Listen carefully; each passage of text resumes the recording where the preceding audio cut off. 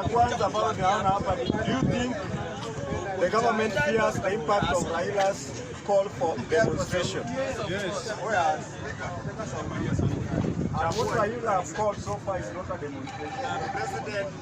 It is only those who are against it are calling it a demonstration. Raila has called for a meeting. I think that is what I've heard, that we are going to Kamkunji so that he meets the people to give them an address. The one Oliwe, let it be a demonstration. Demonstration, the country where we are in, based on the 2010 constitution, we are allowed to picket and demonstrate. It is constitutional because we are in a democratic world or democratic nation. So demonstration is allowed constitutionally.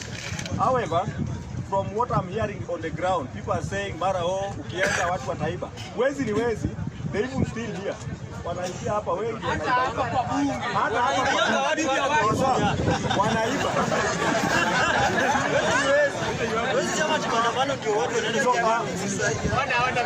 Mambo na maandamano, I think there is no amount of fear or magnitude of fear you can instill in us so that we don't attend the rally or the maandamano.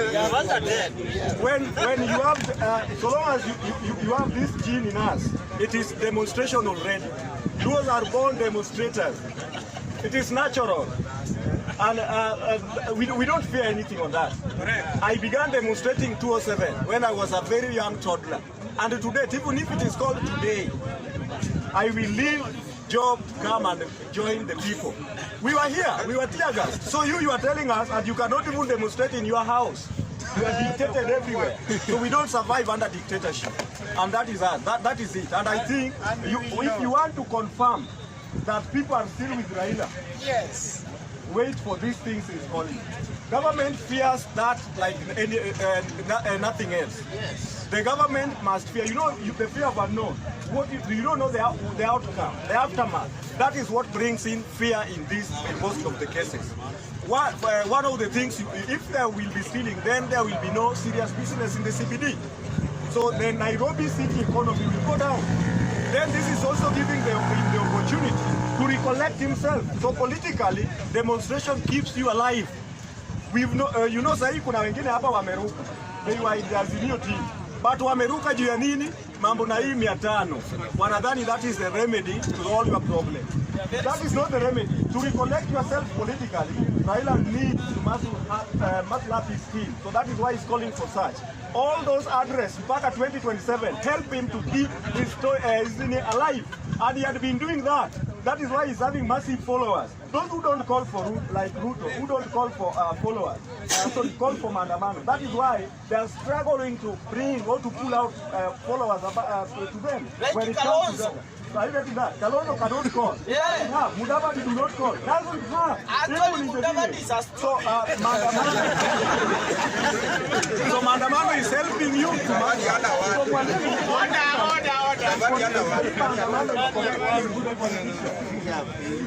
even to us, if something is against, I cannot run like a madman in support of or being against a leader must go to protest. And I wonder why others who are pro-Ruto government are against this bit of Mandamano. Why Ruto himself wants it so much? Why are you against it? So then these people keep on passing out threats. If you don't want it, keep off. But Nairobi will be too small for you. Nairobi will be too small for you. So better you pack, chukua Kenya, changanya matako. Enda nyumbani. If you don't know how to survive in this small area here, it will be very, leave alone the bei ya unga kwenda 250. It will be that. Hiyo unga utakuwa unanunua, itanyakuliwa tu kwa njia. Chips itakuwa na wenyewe. Yes. How does the Hustler Fund help? Hustler Fund is any other form of loan. In fact, it should not be called a fund. It should be a loan. It is any form of a loan. What we were promised was a loan. Sorry, it was a fund. True. You are to be given, and then you do what? You gain yourself. But now what is coming out is a loan. Why were we removed from CRB? So that many people could get an opportunity to borrow from the Hustler Fund. So it was just political gimmicks, what they have done to us. Nothing new, nothing so much more important. And the more you borrow, the more you increase your stake. So I doubt if you're telling me that Hustler Fund is having any impact on us. Just like you can, those who are saying you can, umepewa 500. You want to start mahindi choma hapa. Those are some simple business. Ama kufanya njugu karanga, nunua sufuria ya 250. Nunua makaa ya 70 bob. Enda ununue njugu 1 kg 160. Imepita 500. By far, how can you start it? And then this money you are supposed to be paying there and then. So it is a way of taking you are made to be comfortable in a small zone. So what I know, if you are pro the government, don't think government can make you rich. You look for a way of making your fund. But coming here yelling for us and Hustler Fund, police have been there. We have got other ways of borrowing. And they have not been useful to you. So why Fuliza? Why 500 will be useful? So if you want to empower yourself economically, don't rely on the Hustler Fund. Let it be like any other form of loan. But yapping here telling us we have a loan, we will not tolerate. Another thing, Raila promised us 6,000. Let us now compare. Now this is the Hustler loan. You are given 6,000, your mother 6,000, your mpango wa kando 6,000, mpango wa pando ingine 6,000, and now you are having 7 mpango wa kando each. So imagine that is 35, that is what? 42,000. So that's 42,000 plus, so show wako ya nyumbani amepewa, plus your grandma, your grandfather, plus your mother, plus who, plus hizo zote videos.